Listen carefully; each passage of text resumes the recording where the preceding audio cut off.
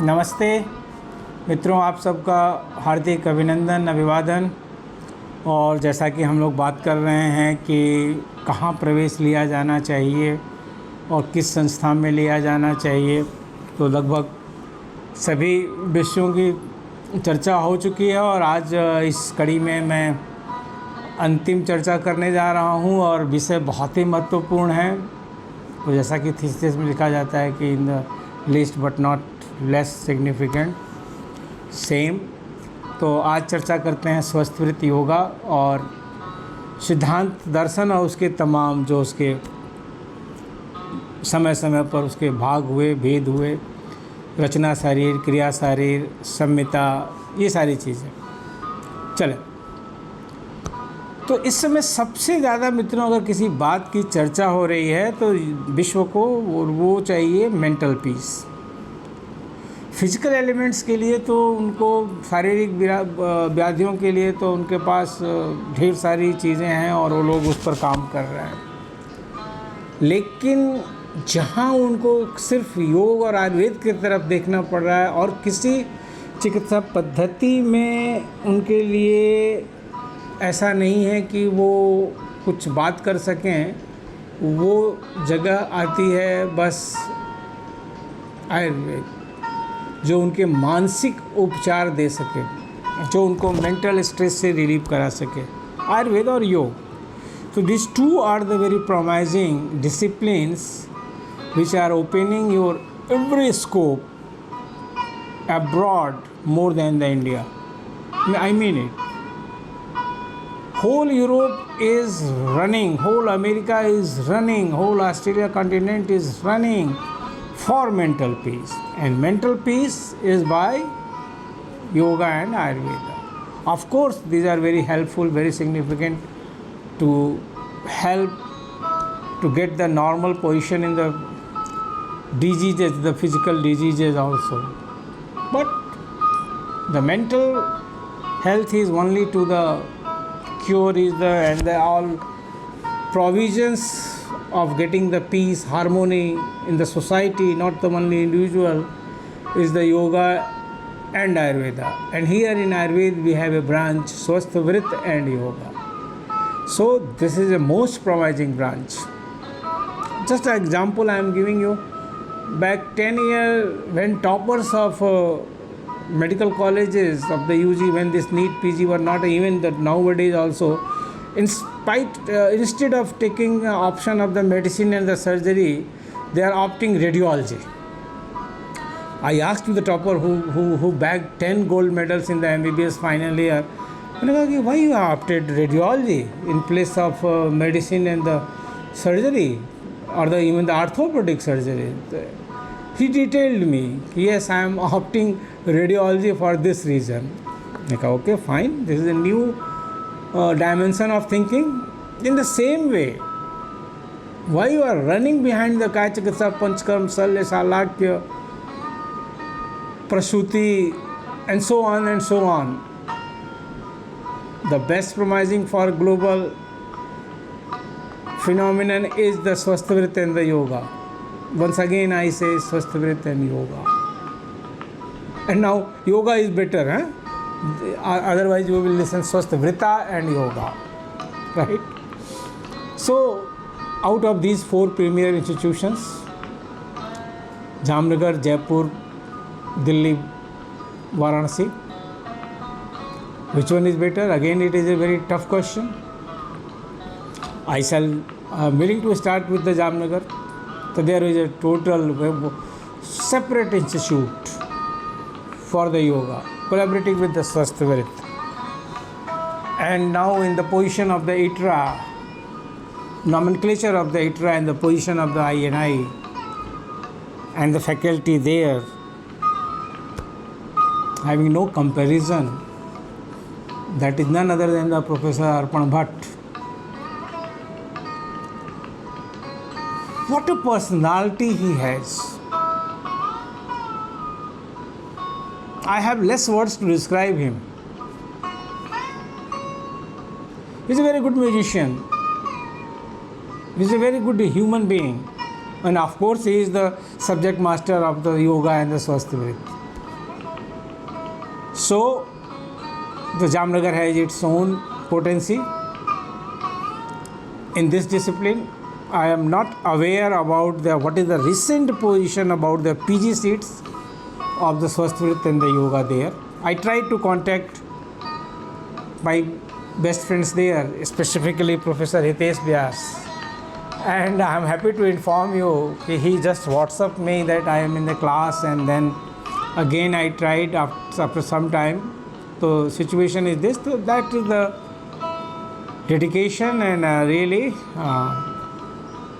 and if the Swasthvrit and yoga is available there in the guidance of Dr. Arpan Bhatt or any other faculty there, it will be something better. Now coming to the Jaipur, and there the whole system of the Jaipur is nowadays completely rejuvenated. Since last 5 years specifically, every department is glowing and growing, both growing as well as glowing, shining, and that is the leadership of Professor Sanjeev Sharma ji. By the guidance of the Secretary Ayush Vaidya Kotecha ji, because he is custodian of all our country, but certainly he will take care of Jaipur more. So there is the very good and very promising person, Vaidy Kasinath, who is internationally recognized and really a subject master. And he is performing all the yogas, asanas, everything. He is practically sound as well as the theoretically master. So the Swasthvrit and the yoga department of Jaipur is also undoubtedly on the position which should be in the position of the deemed university or a national institute. Then friends, coming to Delhi, so they are as usual nodal agency, but without faculty. I am always emphasizing what I found in this analysis, what I noticed, and the inference is the faculty positions are very poor in IA as ITRA both, 2 faculty, 3 faculty, 4 faculty. But Jaipur and Banaras is having strength in the number of faculty too, and in the relation of each and every department, in context of each and every department. So coming to the Banaras Hindu University, here in the case of yoga, if the celebration of IVD, International Yoga Day, in the whole university, how many places it is being celebrated and how many organizations and how many departments we have to count. Here is the Yoga Sadhana Kendra, here is the something in the IIT Gymkhana, something in the Department of Physical Education, everywhere is the yoga.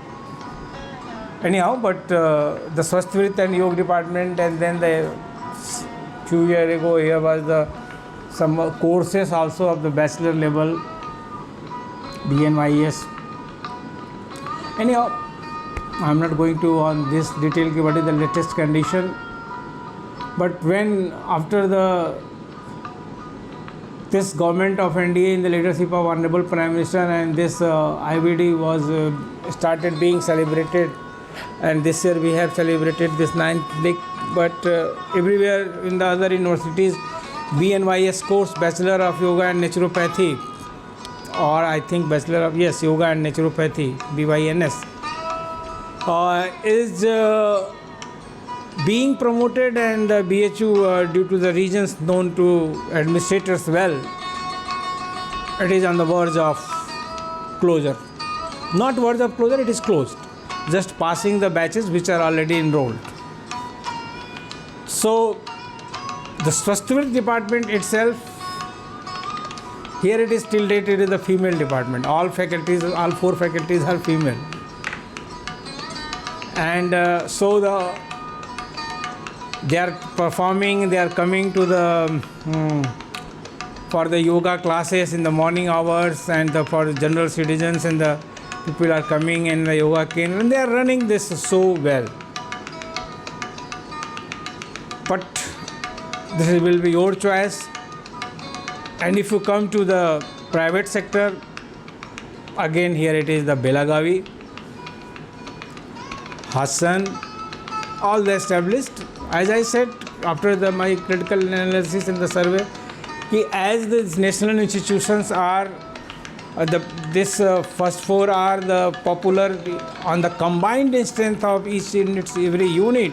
In the same way, there is reputation of KLE, Belagavi, and Hassan, or the some Trivandrum, or the some other institutes at the Bharati Vidyapeeth, Pune, or the D.Y. Patil, or the other institutes which are having their own brand and the name, like the JSS Ayurvedic College, Nadiad, etc.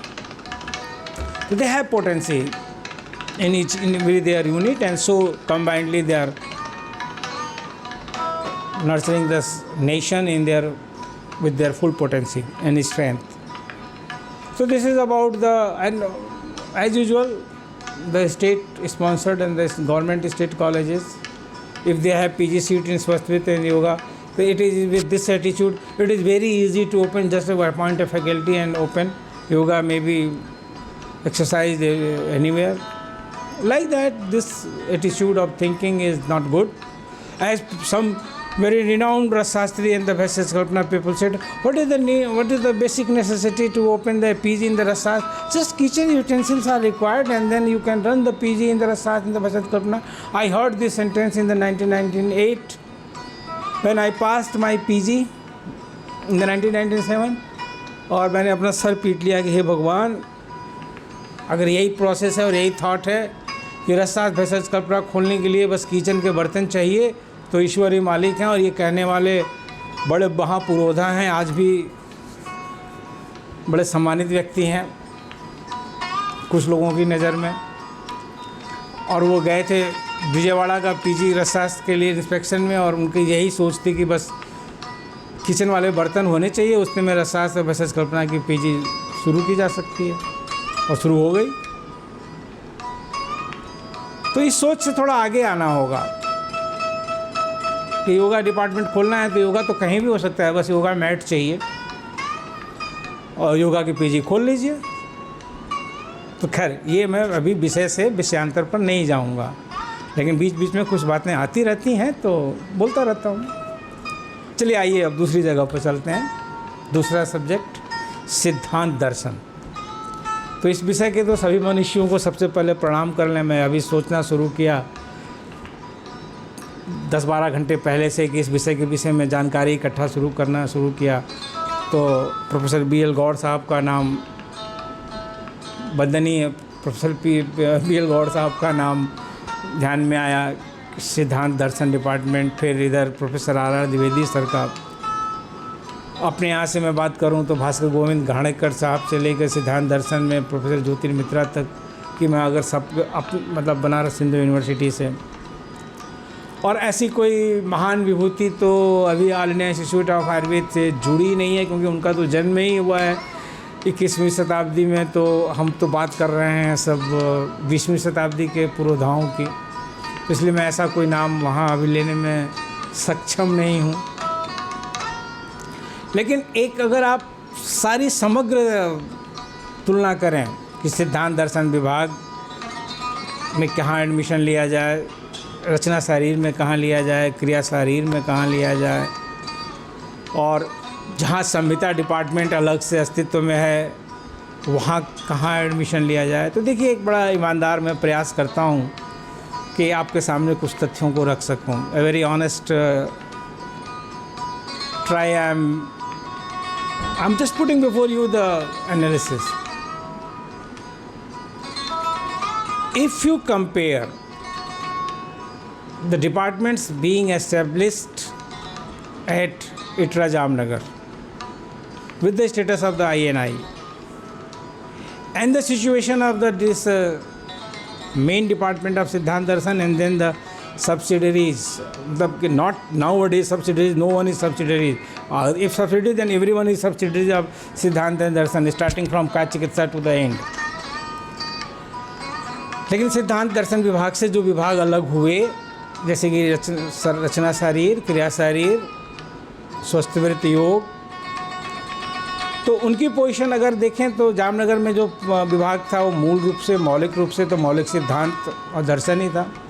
फिर उससे धीरे धीरे अलग हो रहे हैं। तो अभी जहाँ तक मेरे पास जानकारी है कि और मैंने इस पर अच्छे विद्वानों से बात करने की कोशिश की, जैसे जयपुर में भी मैंने प्रोफेसर काशीनाथ जी से बात करने की कोशिश की, लेकिन है कि सभी लोग थोड़ा थोड़ा व्यस्त रहते हैं। तो लेकिन मुझे स्वयं में इतनी जानकारी है और मैं उन जगहों पर देखा हूँ, जानता हूँ, गया हूँ, तो मैंने सोचा कि मैं बोल सकता हूँ भी। तो मैंने यहाँ भी बात की और इस विषय की भी तुलना में तो अगर मैं देखूँ तो जामनगर में अभी क्रिया शारीर विभाग का अस्तित्व थोड़ा सा शायद अभी उन लोगों को विकास करना पड़ेगा, क्योंकि वहाँ मूल रूप से मौलिक सिद्धांत विभाग ही मजबूत है और बहुत मजबूत है, उसकी परंपराएं बहुत मजबूत हैं और बहुत मैं कह सकता हूँ कि उस परंपरा का निर्वहन आज भी की तारीख में हो रहा है। बहुत कुछ वहाँ से मुझे भी सीखने को मिला जब मैं जामनगर में आयुर्वेद के लिए अध्ययनरत था। तो मौलिक सिद्धांत विभाग की परंपराएं वहाँ पर काफ़ी, प्रोफेसर विजय ठाकर, क्या क्या नाम लें, लेकिन सबका वंदन, विजय ठाकर साहब का मुख्य रूप से जब मैं सुनता था कि वो लोग 3-3 घंटे एक ही टॉपिक को बोलते थे। खैर उसके तो वो बातें चलीं, विभाग आज भी बहुत मजबूत है। हमारे मित्र प्रोफेसर हितेश व्यास और अर्जुन सिंह बघेल साहब, प्रोफेसर अर्जुन सिंह बघेल वगैरह सभी लोग हैं वहाँ। तो आपकी एक चॉइस हो सकती है मौलिक सिद्धांत वहाँ के लिए और इसमें आप कोई गलती नहीं करेंगे। अब यदि आप जयपुर में आते हैं और जयपुर में आप शुरू करिए मौलिक सिद्धांत, शरीर, रचना शारीर और क्रिया शारीर, what a growth there and what is variation of faculty there. आप सौभाग्यशाली मानेंगे कि मेरा एडमिशन क्रिया शारीर या मौलिक सिद्धांत विभाग और रचना शारीर विभाग जयपुर में मिला। I mean national institute of Ayurveda, deemed university. जो फैसिलिटीज़ इन विभागों के वहाँ पर हैं, जो सिमुलेशन की स्थिति आई है जिसमें 10-10 करोड़ रुपया इन लोगों ने लगाए हैं, वो आप कहीं और नहीं पा सकते हैं आयुर्वेद के किसी इंस्टीट्यूशन में। You will not get in any other institution of Ayurveda which is available at the NIADU Jaipur in case of the departments of Rachana Sharir and the Kriya Sharir. It's true, it's the absolute truth. And I am enough lucky that I have visited several times, and this I am witness of all these advancements, and specifically of the since last 5 years. जब you can see the heart and lungs 3D on big screen of a wall of a 10 feet boundary. Imagine you are just visualizing this contraction of the alveoli and the passing of all these things and all the physiology of the heart.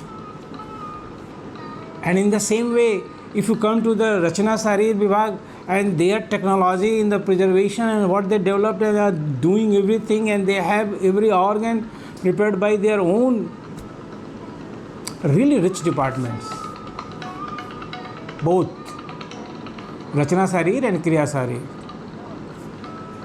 Professor C.R. Yadav and the other who are working in these departments, I appreciate you all. If you think about the Siddhant Darshan, तो encyclopedia बैठे हैं वहाँ पर professor Asit Panja महाराज। ऐसे ही थोड़ा light mood में भी बात करनी चाहिए ना, तो चश्मा लगाया उनसे जहाँ के भी पूछ दीजिए, चलते समय भी चरक संहिता के रेफरेंसेज और चक्रपाणी की टीका बताते हुए चलेंगे। जैसे हम लोग रसास में प्रोफेसर एल के द्विवेदी सर के लिए कहते हैं इंसाइक्लोपीडिया, कहते नहीं हैं, और कुछ उसी क्षमता में प्रोफेसर असित पांजा साहब भी हैं।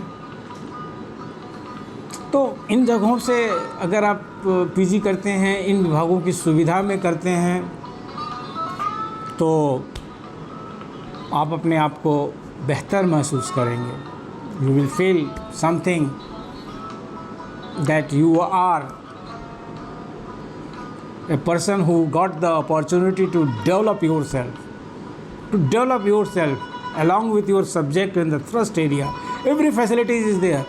You will, if you have a regret that I am not getting a clinical branch, that will not be there if you will be in these branches. अब इटरा में क्या पोजीशन है, तो लाइटर मूड में ही बोलता हूँ। एक कहानी बताऊँ, पहले एक कहानी सुनाता हूँ आपको। गुलजार साहब, सभी लोग आप लोग जानते हैं गुलजार साहब को। एक बार बहुत सारे लिरिक्स के जितने भी लेखक लोग हैं सबकी तारीफ़ कर रहे थे कि उन्होंने बहुत अच्छा लिखा, इन्होंने पूछा, हो अपने आप में एक सिग्नेचर है गुलजार साहब।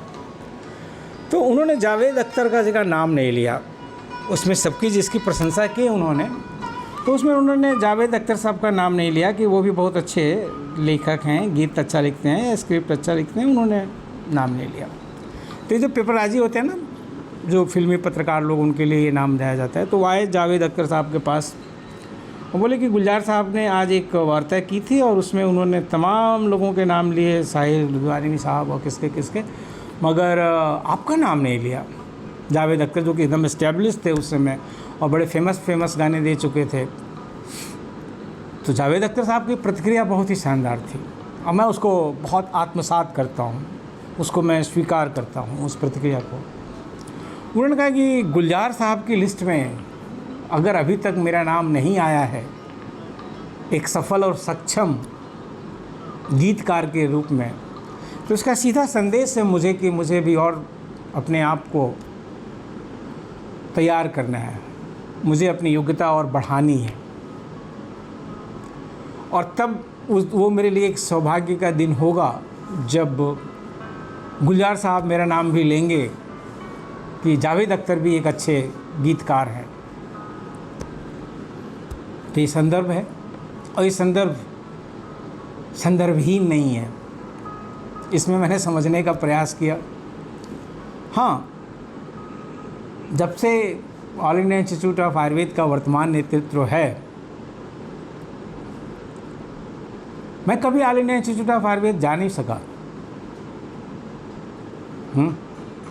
और मेरे बहुत सारे मित्रों ने मुझे फ़ोन किया बड़ी दूसरी संस्थाओं से, आनंद तुम आ रहे हो, अय्या में ये है, आनंद तुम आ रहे हो, अय्या में वो है। मैंने उनको हमेशा यही कहा कि नहीं भाई, मैं नहीं आ रहा हूँ क्योंकि मैं निमंत्रण सूची में नहीं हूँ या निर्देशक सूची में नहीं हूँ, मैं नहीं पा रहा हूँ।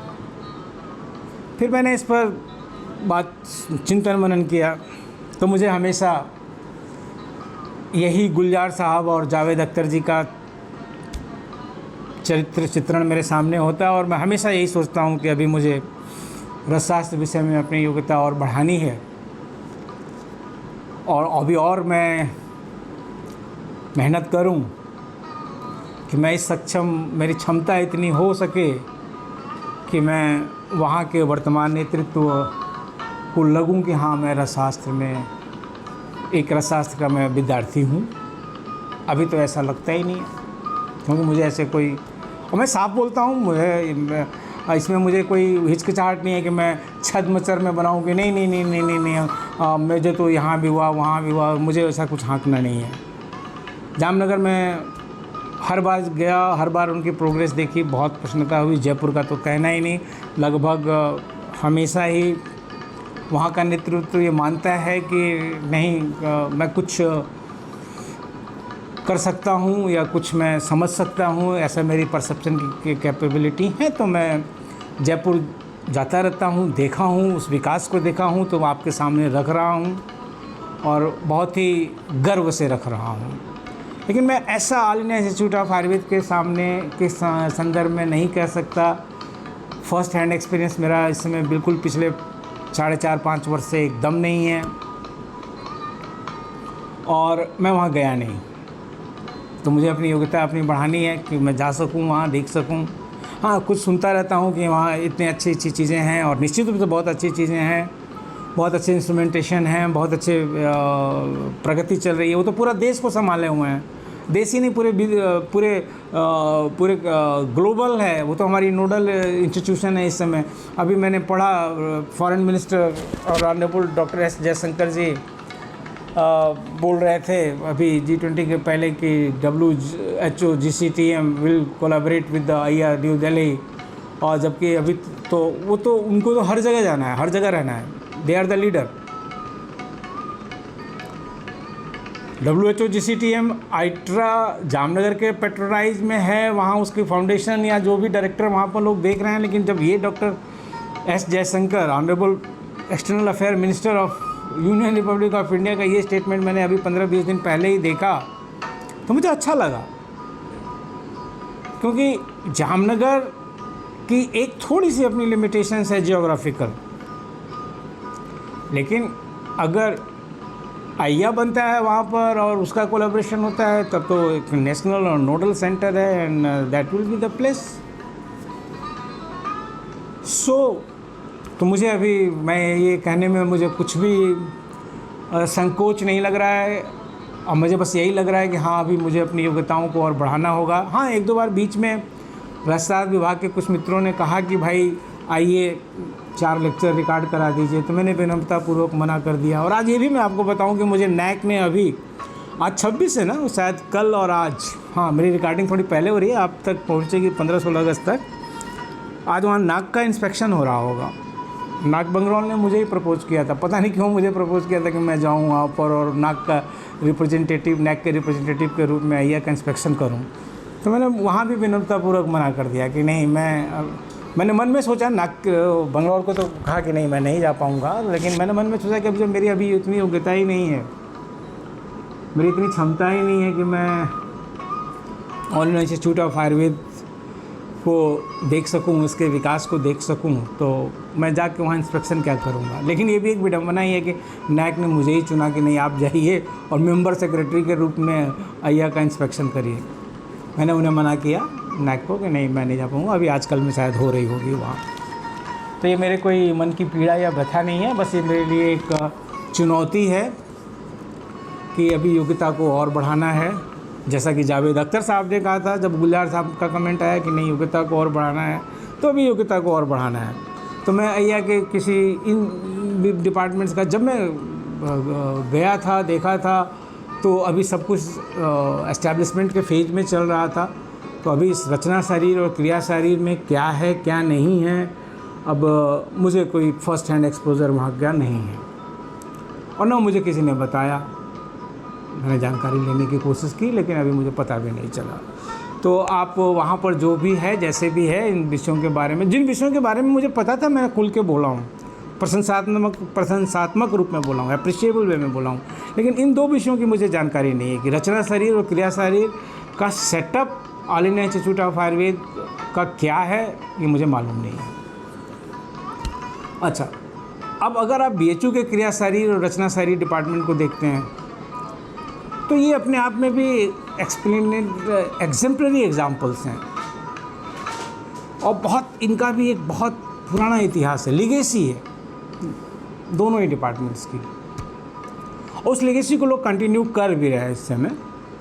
लेकिन अगर आप बिल्कुल ही इस पर आए, डिफ्रेंशिएट करें टू द पॉइंट कि what actually they are doing, तो अभी तो एक नया सीरीज़ शुरू है कि हर डिपार्टमेंट क्लिनिकल है, तो चलिए सब लोग क्लिनिकल हैं, वो तो एक अलग कहानी है। कुछ मर्म की चिकित्सा हो रही है रचना शरीर के द्वारा। क्रिया शरीर का मैं ये सोच सकता हूँ कि वो उसका रिसर्च आउटपुट बहुत बढ़िया है, और ये BHU के हर डिपार्टमेंट की एक खासियत है।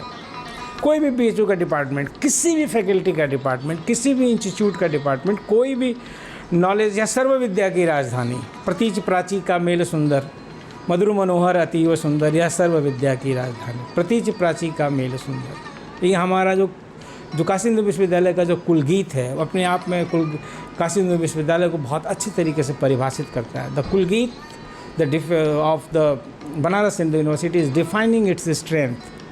तो जो प्रतीच प्राची का मेल सुंदर है, चाहे आपका एडमिशन सिद्धांत दर्शन में हो, चाहे वो संहिता में हो। संहिता की बात करें तो प्रोफेसर टी.के. गोस्वामी, जिन्होंने कि संहिता डिपार्टमेंट प्रोफेसर रमानाथ द्विवेदी जी के समय से जब वो इस्टेब्लिश हुआ, जिसको उन्होंने फुल फ्लेज्ड एक डिपार्टमेंट के रूप में स्थापित किया, और आज वहाँ शायद 5 फैकल्टी है। दे आर डूइंग वेल और एक स्थिति पर काम करके चल रहे हैं। सिद्धांत दर्शन में यहाँ पर इस समय प्रोफेसर BHU में CS पांडे जी हैं। आप उनके मैं ये कह सकता हूँ कि जब आप उनके क्लास में बैठेंगे और उनके ज्ञान को सुनेंगे, जैसे कि पहले प्रोफेसर D.K. द्विवेदी जी थे, तो स्वयं में आप आह्लादित होंगे कि हाँ, ये मेरा 1 घंटा जो आज अभी मैंने मौलिक सिद्धांत का व्याख्यान सुना, चाहे आप प्रोफेसर CS पांडे जी का सुनिए, तो आपको लगेगा कि हाँ, मुझे ज्ञानार्जन हुआ है और मुझे ये कुछ मिला है। तो ऐसी ही चीज़ें हैं और ऐसी ही बात है। हाँ, अगर मैं आइया की बात कर रहा हूँ तो कैसे मैं प्रोफेसर महेश व्यास जी को भूल सकता हूँ। तो प्रोफेसर महेश व्यास जी हैं और शायद वही केंद्र बिंदु होंगे इन चारों विभागों का, और उनकी अपनी क्षमता अतुलनीय है। और उसमें मुझे मेरे द्वारा किसी सर्टिफिकेट देने की आवश्यकता नहीं। मैं अपने किसी मित्र को कोई सर्टिफिकेट नहीं दे रहा हूँ भाई, अगर आप ऐसा समझ रहे हैं। मैं खाली वस्तु स्थिति रख रहा हूँ कि हाँ, ये फैकल्टी वहाँ है जिससे कि छात्र लाभान्वित हो सकते हैं। तो इसको इस रूप में लीजिएगा, न कि इस रूप में कि कुछ जिनका नाम नहीं ले रहा हूँ नाराज़ हो जाएं कि नहीं मेरा नाम नहीं आया। ऐसा नहीं है, मैं खाली ये बता रहा हूँ कि भाई ये व्यक्तित्व तो वहाँ पर है, और अगर आप PG में वहाँ जाते हैं तो इस व्यक्तित्व का लाभ आपको मिलेगा। मैंने शुरू में ही कहा कि आप कहीं भी PG में एडमिशन लेते हैं तो 50% आपका संस्थान, 25% आप, और 25% आपका सुपरवाइज़र। तो अगर आपका सुपरवाइज़र सिद्धांत दर्शन में प्रोफेसर महेश व्यास ऑल इंडिया में है तो उसका एक संदर्भ है। तो ये मैं कहना चाह रहा हूँ, प्रोफेसर CS पांडे जी का एक संदर्भ है, प्रोफेसर असीत पांजा का एक संदर्भ है। तो ये मेरी कहने की इच्छा है और इसको इसी रूप में समझिएगा। तो अब अगर रचना शरीर और क्रिया शरीर की बात मैं BHU की कर रहा था, तो यहाँ पर भी बहुमुखी प्रतिभा, चतुर्मुखी प्रतिभा का धनी व्यक्तित्व है और आप अपना विकास कर सकते हैं। और जो मैं कह रहा था कि BHU की जो खासियत है कि आप कोई भी रिसर्च, किसी भी डीपर रिसर्च तक आप जा सकते हैं, बशर्ते कि आपके अंदर वो जिज्ञासा हो। क्षमता की बात तो दूर बात है, जिज्ञासा हो। इफ़ यू हैव दैट जिज्ञासा, if you have that enthusiasm of the research, if you know the definition of the research of your thrust subject, the BHU is the best place in the way कि it is the campus। आप faculty of Ayurveda में क्या रहा है उससे मत जाइए, उससे कोई तुलना मत करिए। आपको अपने सब्जेक्ट में अगर रिसर्च करना है तो फैकल्टी ऑफ आयुर्वेद को जरा किनारे रखिए। Keep aside the whole business of the faculty of Ayurveda, specifically the political business of the faculty of Ayurveda. Don't think about that, think about your research. You will not get a better place then the Banaras Hindu university. The Banaras Hindu University is getting 2nd rank, 3rd rank continuously in the NIRF ranking on the basis of the Institute of Science, on the virtue of the contribution of the Institute of Agricultural Sciences, on the virtue of the contribution of the Institute of the Medical Sciences. Even IIT is separated from the Banaras University even after that also. So all these facilities on a pen just forwarded by your head of the department available to you. For any, you have 3 electron microscope in the campus of Banaras Hindu University. Many universities having not a single but 3 electron microscopes are in Banaras University, and 1 is in the IMS in the Department of Anatomy of the Modern. What more you want? If you want to do the research, forget the inner business of the faculty of Ayurveda. कुछ कह दूं? मैंने सुना करता था कि Banaras university के 3A बड़े खतरनाक हैं। तो कहा जाता था, जानते हैं क्या? Faculty of arts, faculty of Ayurveda and faculty of agriculture, 3A। तो एग्रीकल्चर तो काफ़ी सुधर गया, वो इंस्टीट्यूट ऑफ एग्रीकल्चर साइंसेज आज तो वो नंबर 1 पोजीशन पर हैं और बहुत कंट्रीब्यूट करते हैं। आयुर्वेद भी अपने आप में एक बहुत अच्छी फैकल्टी, यहाँ की पायनियर फैकल्टी थी। मालवीय जी महाराज के एकदम डायरेक्ट निर्देशन में उनका बहुत स्नेह मिला है इस आयुर्वेद संकाय को, और उन्होंने इसको बहुत पोषित किया। ठीक है, समय चक्र है और समय चक्र से प्रभावित सभी को होना है, चाहे व्यक्तिगत रूप से चाहे सांस्थानिक रूप से। एक बड़ी इम्पॉर्टेंट बात मुझे आज प्रोफेसर CS पांडे जी ने कही, जो यहाँ पर मौलिक सिद्धांत विभाग के काशी हिंदू विश्वविद्यालय के विभागाध्यक्ष हैं। मैंने उनसे पूछा कि प्राइवेट में आप किसको रिकमेंड करेंगे रचना शरीर, क्रिया शरीर, सिद्धांत दर्शन करने के लिए? तो उन्होंने 1-2 नाम लिए। प्रोफेसर किशोर पटवर्धन ने भी 1-2 नाम लिए अपने विषय में, कहा कि तिलक अच्छा है, फिर उन्होंने कहा कि हासन अच्छा है, फिर उन्होंने कहा कि 1-2 जगहों के नाम और लिए। भारतीय विद्यापीठ के लिए कहा कि अच्छा है क्रिया शरीर के संदर्भ में, और उनके अपने जो पैरामीटर्स हैं रिसर्च आउटपुट के, प्रोफेसर किशोर पटवर्धन के, या जो भी है, या जो कोलैबोरेशन है फार्माकोलॉजी या किसी भी डिपार्टमेंट के साथ, and what they are getting the good number of publications of each and every one. Teratogenicity पर बहुत अच्छा काम रचना शरीर विभाग का, मर्म पर बहुत अच्छा काम रचना शरीर विभाग काशी हिंदू विश्वविद्यालय का। आप प्रोफेसर H अवस्थी साहब हैं, तो बहुत सारी चीज़ें हैं, आपकी सबने अपनी स्ट्रेंथ है। तो लेकिन जो मैं बात कहना चाह रहा हूँ, प्रोफेसर CS पांडे साहब ने कहा कि खराब मुद्रा अच्छी मुद्रा को चलन से बाहर कर देती है। मैंने कहा कि सर इसका क्या मतलब हुआ? देखिए, ऐसे ही कुछ चीज़ें हैं जो कि आपको बहुत एक संदेश देती हैं। जैसे मैंने अभी आज मेरी अंतिम सीरीज़ है और मैंने इसमें जो बात आगे की कि गुलजार साहब और जावेद अख्तर साहब का एक जो प्रसंग दिया, उसी में ये भी प्रसंग बहुत महत्वपूर्ण है कि खराब मुद्रा अच्छी मुद्रा को चलन से बाहर कर देती है। इस प्रसंग को समझिए, क्योंकि खराब मुद्रा हर जगह, हर स्तर पर, हर तरफ से अवेलेबल है, और अच्छी मुद्रा की अपनी एक सिद्धांत है, अपना उसका एक प्रिंसिपल है, वो उस पर काम करता है, उन मापदंडों पर काम करता है। और ख़राब मुद्रा हर जगह अवेलेबल है। आपकी जेब में अगर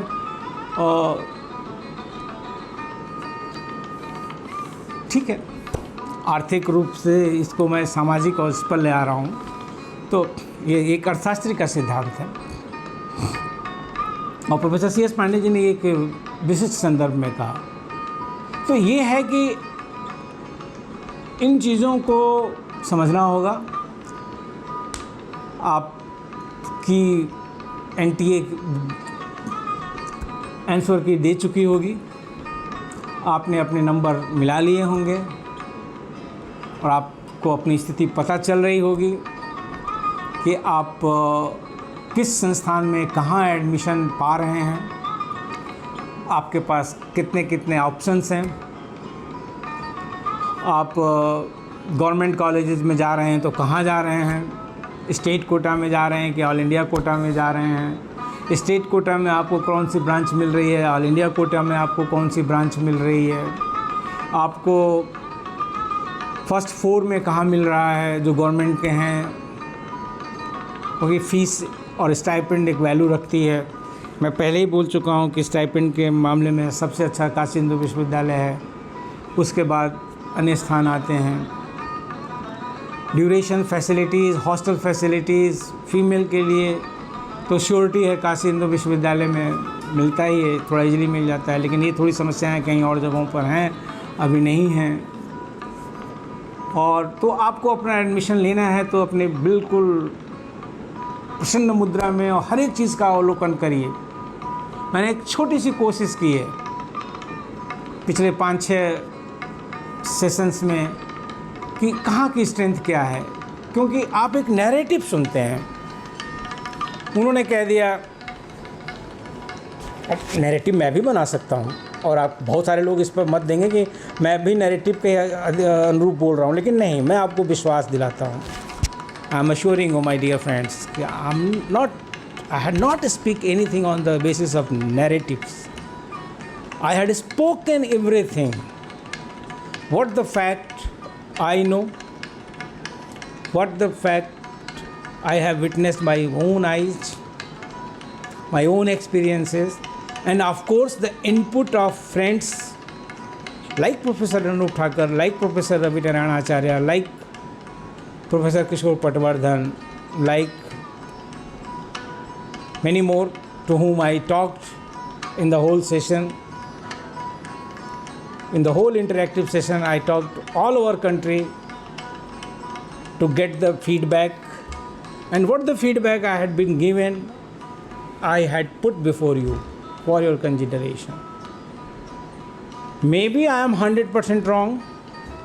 Maybe you are not convinced 100% by my informations. I shall welcome your this view in a very pleasing way. Yes, believe it. So once again, search your best place, and when you are deciding, then keep in mind the strength of the institution 50%, strength of your supervisor, your luck. You are getting admission in Kriya Sarir, because today I am talking about the Kriya Sarir and Kriya Sarir department of Banaras Hindu University. So under whom you are getting your PG? Who happen to be your supervisor? Your all development will be depend 25% on that particular case, 25% you. So search out each and everything by your seniors who are studying in these institutions. इस level तक जाइए कि इस department में rotation में इस साल किस टीचर का नंबर है, किस टीचर का नहीं है. आपको पता है, शायद ये सेशन लंबा हो रहा है, लेकिन मैं इसको लंबा होने दे रहा हूँ. जवाहरलाल नेहरू यूनिवर्सिटी की खासियत क्या है, डू यू नो? वहाँ टीचर्स के हिसाब से सेमेस्टर लिए जाते हैं, और एक टीचर 6 महीने के लिए 16 स्टूडेंट सिर्फ लेता है. One teacher with the 16 student only, 16 student. तो देयर इज़ ए मेरिट कि हमें, आपको ये है वहाँ पर इतना लिबर्टी है एजुकेशन के लिए कि आपने अगर एडमिशन लिया है school of life, there are the school. कभी फिर कि क्यों स्कूल कॉलेज यूनिवर्सिटी के नॉमेनक्लेचर का महत्व क्या. अब अगर आप स्कूल ऑफ लाइफ साइंसेज में एडमिशन लिए हैं तो 4 पेपर वहाँ से पास करिए, 12 पेपर चाहे मर्जी जहाँ से पास करिए, आपको स्कूल ऑफ लाइफ साइंसेज के MSc बॉटनी की डिग्री मिलेगी. If you are in the school of social sciences and your base is the MA political science, just get 4 paper from that as per as my information. Rest 12 paper from anywhere you will get MA in political science. तो what is the pattern there कि एक teacher के course के लिए merit बनती है कि इस बार प्रोफेसर कांति वाजपेयी का लेना है. मुझे थोड़ा इन्हीं लोगों के नाम मालूम है क्योंकि मेरी सिस्टर वहाँ से पढ़ी है, तो मैं उसके द्वारा ही सब सुना हूँ स्कूल ऑफ इंटरनेशनल स्टडीज़ में कि प्रोफेसर सिमरन मान सिंह, या एक वो जम्मू के थे, मुझे उनका नाम नहीं याद आ रहा है, बड़े भीषण प्रोफेसर पुष्पेश पंत साहब. ये लोगों के लिए मतलब एक सेशन में 16 स्टूडेंट होते थे, और वो प्रोफेसर उस 6 महीने में उस 16 स्टूडेंट के साथ बिल्कुल स्कूल की तरह से रहते थे.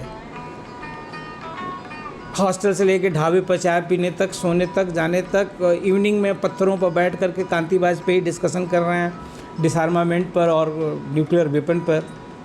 तो ये एक टीचिंग पैटर्न जो मैं अडॉप्ट करने की कोशिश किया शुरू में 2000 में, because my sister was in JNU in this period only 98, 99, 2000. तो मैं यही सोचता था कि मैं कभी टीचर बनूंगा तो ऐसा ही बनूंगा, और ईश्वर ने मेरी सुनी. मैं जामनगर से शुरुआत किया क्योंकि बनारस के ज्योतिष विभाग के विभागाध्यक्ष देन प्रोफेसर रामचंद्र पांडे साहब, जो राम जन्मभूमि का शिलान्यास में भी गए थे, कुछ कमान उनके हाथ में थी। तो उतने मूर्धन्य विद्वान ने मेरी कुंडली देख करके कहा था कि मैं एक लब्ध प्रतिष्ठित विश्वविद्यालय में शिक्षक बनूंगा। और 3 जनवरी 2000 को प्रोफेसर कुरूप साहब ने रामचंद्र पांडे जी को वहाँ बुला रखा था जामनगर में। मैंने उनको देखा जब मैंने वहाँ ज्वाइन किया था। चलिए, थोड़ी सी व्यक्तिगत बातें हैं लेकिन बड़ी संदर्भपूर्ण है। तो वैसा ही टीचर बनने की मैंने कोशिश की और शायद उसी प्रयास में हूँ कि जो आए हमारा को लर्नर पीजी पीएचडी में हमारे साथ या किस, तो वो जो जेएनयू की पैटर्न है कि वो 6 महीने, जब आप प्रोफेसर पुष्पेश पंत के साथ हैं या आप जब प्रोफेसर कांति वाजपेयी के साथ हैं, तो 6 महीने आपके उन्हीं के हैं, उनके विषय के हैं। पूरी आपकी दिनचर्या में वो शामिल है, रात्रिचर्या में वो विषय शामिल है, वो टॉपिक शामिल है। वो टीचर के साथ अपने आप उसके साथ समवाय संबंध में है। तो ये आपको देखना होगा कि आप जब पीजी एडमिशन ले रहे हैं, जहाँ ले रहे हैं, वहाँ किस तरीके की कौन सी विभूति किस तरीके का आपको किस दिशा में ले जाएगी, इसका भी एक महत्व होता है। तो इन सब चीज़ों को सोच विचार करके और आप अपने विषय का चयन करें। आपको बहुत बहुत शुभकामनाएं। पूरा आयुर्वेद, हाँ, पूरा आयुर्वेद आपके कंधों पर है। जो इस समय लोग यूजी पीजी कर रहे हैं वही आगे का भविष्य निर्धारित करेंगे, अमृत काल वाला। हम लोग कहा करते थे कि हमारे ज़माने में जब हम लोग यूजी में आए तो जो प्रिंसिपल और डायरेक्टर्स की फ़ौज थी भारत के विभिन्न हिस्सों में, वो लोग की थी जो लोग की संस्कृत विश्वविद्यालयों से संलग्न आयुर्वेद महाविद्यालयों से पढ़ कर आए थे। इससे ज़्यादा कुछ नहीं कहूँगा। विद्वता तो सबकी होती है, हर जगह से हो जाती है। व्यक्तित्व का भी बहुत महत्व होता है। विद्वता और व्यक्तित्व दोनों का मिश्रण हो जाए तो पूछना क्या।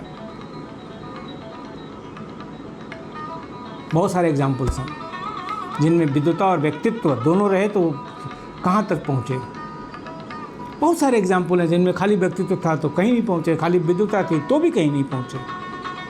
विद्वता के साथ व्यक्तित्व होना बहुत ज़रूरी है। और ये जो 3 साल का आपका समय आपको मिलता है मित्रों, ये जो 3 साल का समय आपको मिलेगा आपके पीजी में, वो आपके विद्वता और व्यक्तित्व के लिए बड़ा महत्वपूर्ण समय होगा। इसलिए आपका निर्णय बहुत सोच समझ के होना चाहिए, बहुत सोच समझ के होना चाहिए। मिलते हैं फिर किसी नए विषय के साथ एक नए सेशन में। आपको बहुत बहुत शुभकामनाएं। धन्यवाद, आभार, अभिनंदन, अभिवादन, धन्यवाद।